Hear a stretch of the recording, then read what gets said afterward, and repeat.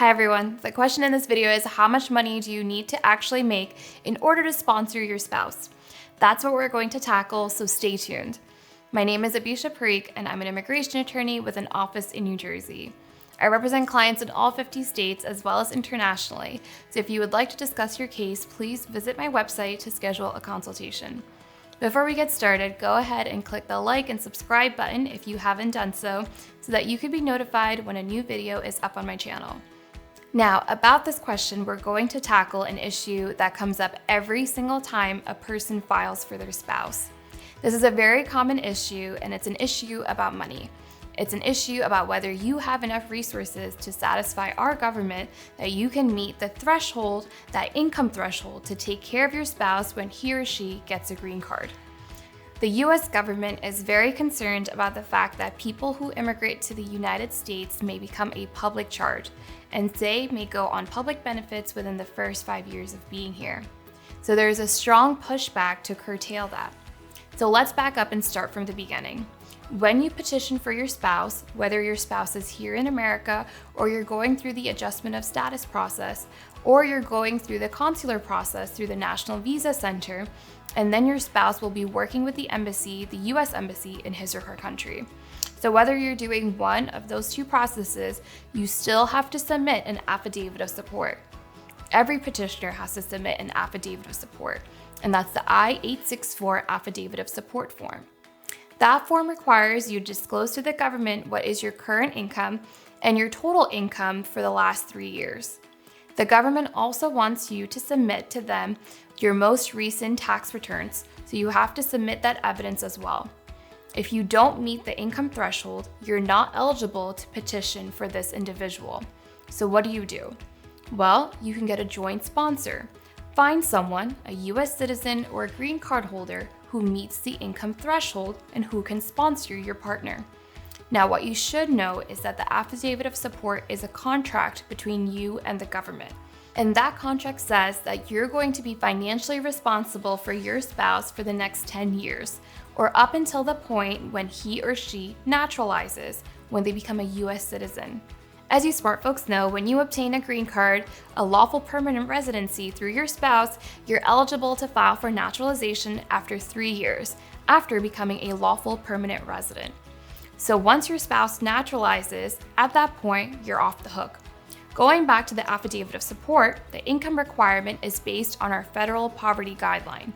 And your annual income must be a minimum of 125% of our federal poverty guideline. And the government has this reference table on its website that you can use to determine if you meet that requirement. I'll go ahead and link the chart in the About section below. This whole income requirement is based on your household size. The first question you need to ask yourself is, how many people are a part of my household? How many people am I responsible for?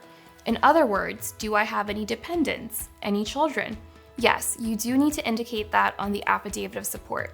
And you also need to check one for your husband or wife that you're married to and check one for yourself on the form.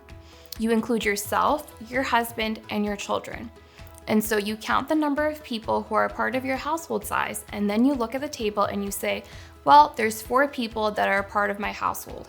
Therefore, I must make a minimum of $33,125. As a part of filming this video, friends, the 2021 income requirements are still on the USCIS website. I have not seen the 2022 numbers yet. Each year, they do update it. So the 2022 numbers are not out yet, but the 2021 numbers say that if you're a household size of 4, you must make a minimum of $33,125.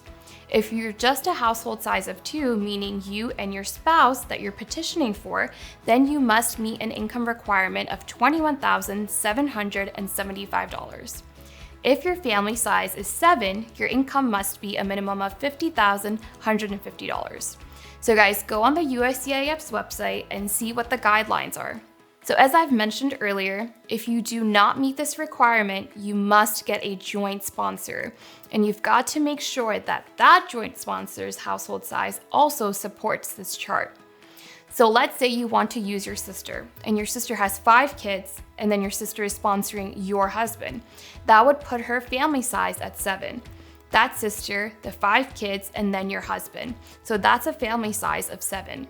So she must be earning a minimum of $50,150 in order for that to work. And then obviously if she's married, that's another person that's a part of her household. So be careful about who you choose. Make sure you choose people who are eligible, meaning they have the right status, either US citizen or green card holder, and they have a household size that supports this income requirement. That's really important as well. That's what I want to share with you in this video about how much you actually need to make in order to sponsor your spouse. There are other ways to show that you meet this income requirement even if you don't have a joint sponsor by using assets, but that's something that I'll discuss in a later video. Thank you so much for watching. If you found this video helpful and would like more immigration content, please hit that like and subscribe button. You can also leave a comment below on any immigration topics that you would like for me to cover. Thank you for watching. Bye.